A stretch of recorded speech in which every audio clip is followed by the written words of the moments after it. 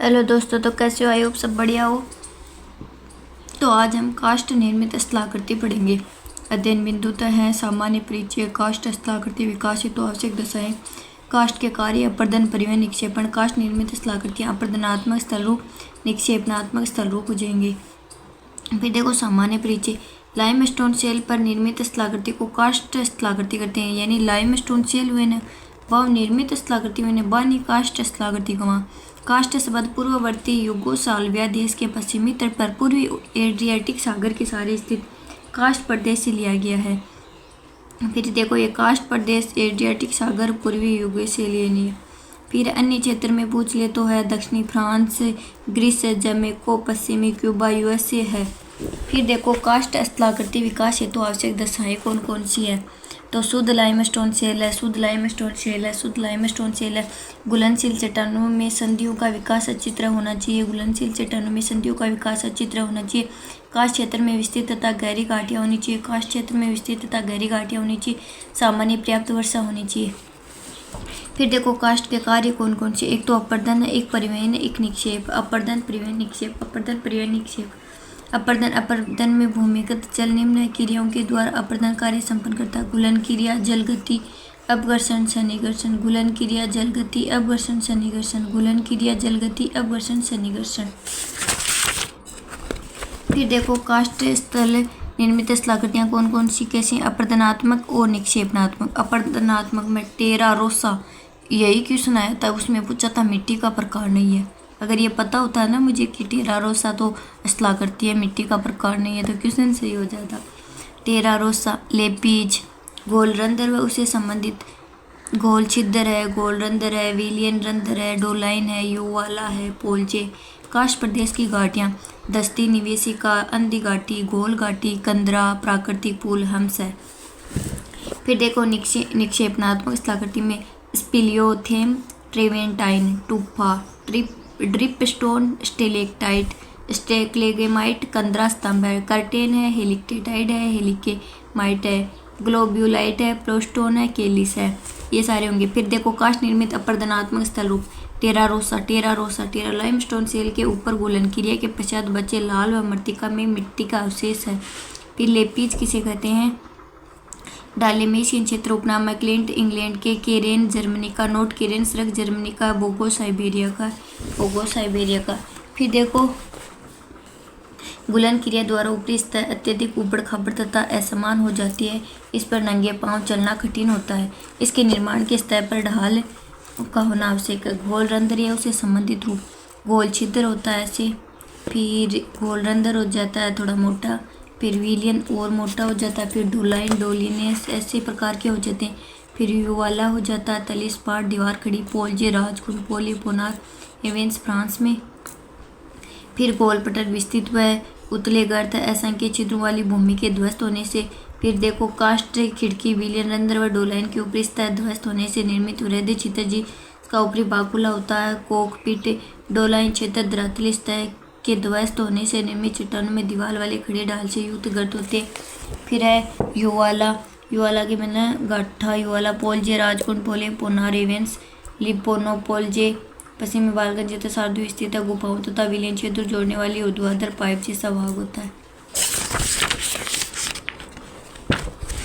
फिर देखो काष्ठ प्रदेश की घाटियाँ दस्ती, निवेशिका। काष्ठ प्रदेश की ऊपरी सतह पर स्थित छिद्रों विद्रोह से होकर नदी का जल नीचे चला जाता है। अंधी घाटी, काष्ठ प्रदेशों में सिंक बिंदु पर नदी का जल नीचे चला जाता है, उसके आगे पर नदी शुष्क रहती है, उसे शुष्क नदी तल कहते हैं। जब नदी एक सिंक पर समाप्त हो जाती है तथा यह स्थिति जब लंबे समय तक रहती है तो सिंक के ऊपर यानी सिंक के बिंदु से उद्गम की ओर नदी अपनी घाटी को काष्ठ मैदान से अधिक नीचा कर लेती है। इस अवस्था में नदी की घाटी का अंत एक सिंक विलियन रंध्र पर समाप्त हो जाता है तथा इसी घाटी को अंध घाटी कहते हैं। काष्ठ घाटी या गोल घाटी अधिक वर्षा के समय निर्माण होता है। फिर देखो कंदरा, काष्ठ प्रदेशों की सर्वाधिक महत्वपूर्ण स्थलाकृति है कंदरा। निर्माण है भूमिगत जल के घुलन व अपघर्षण क्रिया से भूपट्टी में भूमिगत रिक्त स्थान जिसका प्रवेश द्वारा पृथ्वी की सतह पर होता है कंदरा कहलाती है। उदाहरण गुप्त धाम कंदरा, गुप्तेश्वर पहाड़ी, रोहतास पठार बिहार में, कालसबाद कंदरा, मेमंत कंदरा यूएसए में। कंदरा उत्पत्ति से संबंधित सिद्धांत। द्विचक्र सिद्धांत डेविस का, भूमजल मंडल जल स्तर सिद्धांत स्विनटन का, स्थैतिक जलमंडल सिद्धांत गार्डियन का, अपघर्षण सिद्धांत में लॉर्ड वेलर लोफ्रेंट मार्कोनी का, प्राकृतिक पुल या काष्ठ पुल हम्स यूगोस्लाविया में, चुना प्रदेश में कठोर चुना पत्थर के अवशिष्ट भाग खड़े रह जाते हैं, इनके शिखर प्रेक्षण की भांति होती है। उपनाम हेस्टेक पश्चिमी द्वीप समूह में, पेपिनो पहाड़ी पोर्टोरिका में, मोगोटस क्यूबा में, ब्यूटेटर मोलाइंस फ्रांस में कहते हैं। फिर देखो काष्ठ निर्मित निक्षेपणात्मक स्थलाकृतियाँ कौन कौन सी है, तो स्पीलियोथेम चूना पत्थर से निर्मित कंदराओं में सभी प्रकार के निक्षेपों को सम्मिलित रूप में, उसमें प्रमुख संगठन कैल्साइट होता है। ट्रेवेंटाइन पट्टेदार कालेकेरियम निक्षेप धारीदार चूनेदार निक्षेप होते हैं। फिर टुप्पा या काल्प टुप्पा कंदरा के मुख पर निक्षेपित ट्रेवेंटाइन को टुप्पा या काल्प टुप्पा कहते हैं। फिर है ड्रिप स्टोन शुष्क कंदराओं में टपकते जल के चूनायुक्त निक्षेप को कहते हैं। फिर स्टेलेकेटाइट कंदरा की छत से लटकते स्तंभाकार ड्रिप स्टोन होते हैं।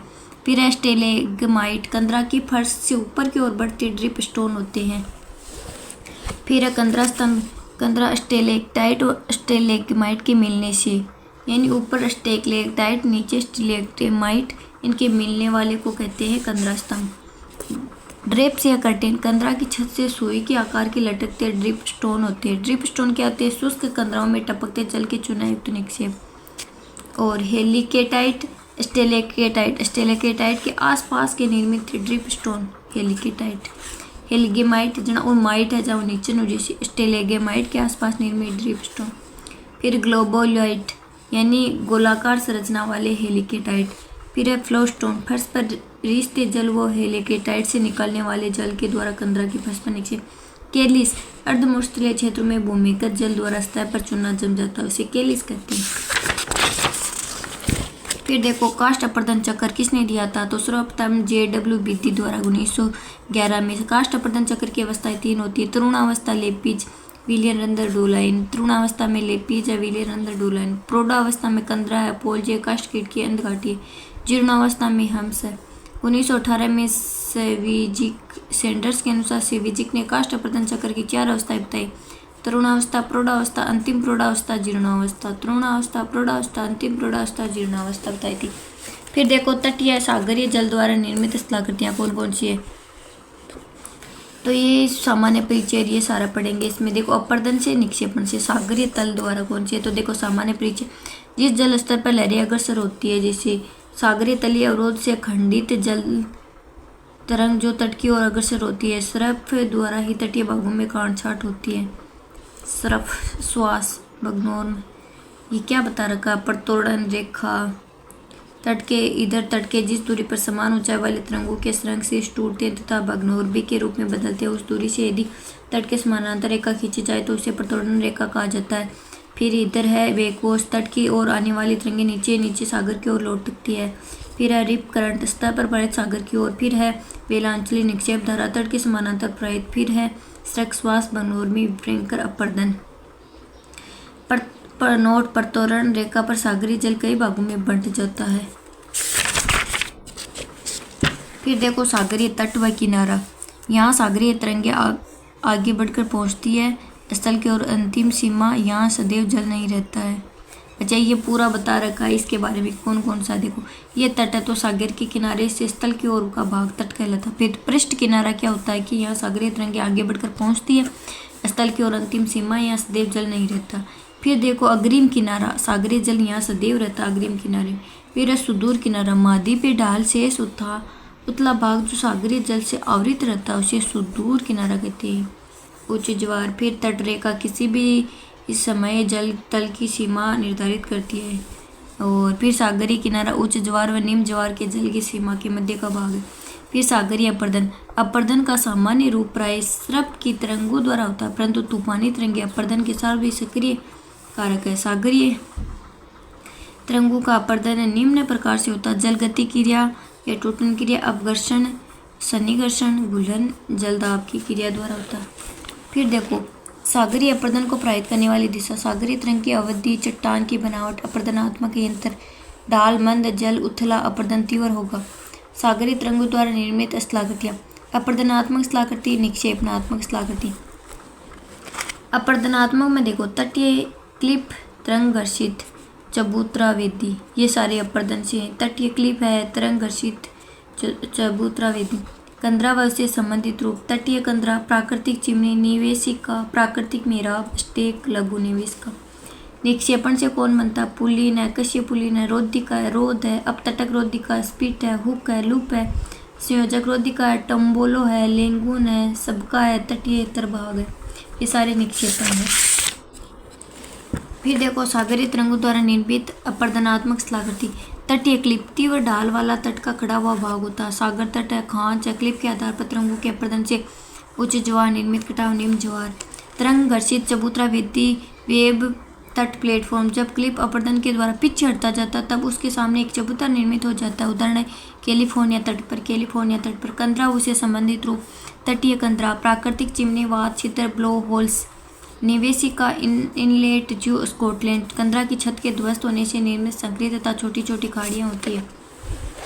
फिर देखो प्राकृतिक मेहराब या आर्च, जब सागर तट से जल की ओर निकले हुए शीर्ष स्तंभ दोनों किनारों पर कंदरा का निर्माण होता है तो स्थित होकर मिल जाती है तो उसके आर पार जल प्रवाहित होता है, इसे प्राकृतिक मेहराब या आर्च कहते हैं। स्टेक, स्टंप, चिमनी, स्केरी, प्राकृतिक मेहराब पर अपरदन से उसकी छत गिर जाती है तो शीर्ष स्तंभ का सागर की ओर वाला भाग तट से अलग हो जाता है। लघु निवेशिका या अंडाकार कटान, जब तट के समानांतर क्रम से कठोर व कोमल चट्टानें हो तो सागरीय तरंगों का जल कठोर चट्टानों की संधियों से प्रविष्ट होकर के अंदर की कोमल चट्टानों को अंडाकार रूप से काट देता है।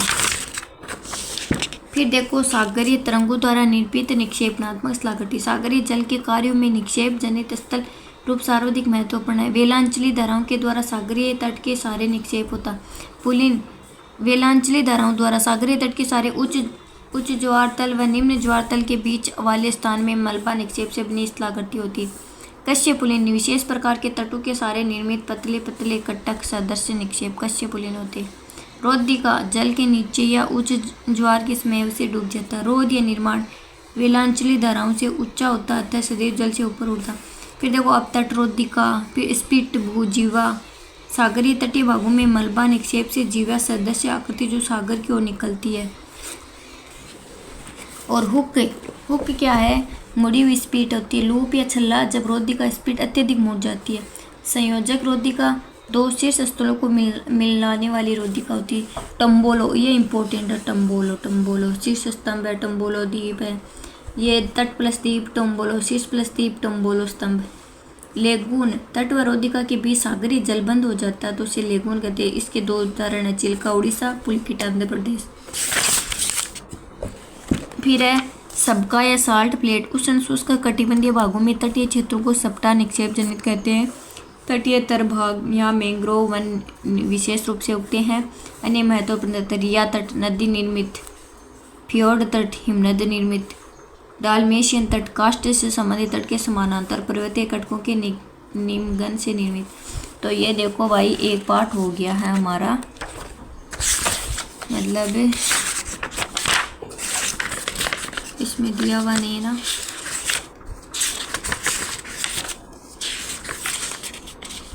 भू आकृति विज्ञान हमारी कंप्लीट हो गई है। अब हम पढ़ेंगे जलवायु विज्ञान कल से। तो आपको वीडियो कैसा लगे कमेंट करके जाया करो और वीडियो कैसा लगे ये भी बता के जाया करो। मैं आपको पूरे 3 वॉल्यूम है ये पूरे करवा दूंगी 1 महीने में।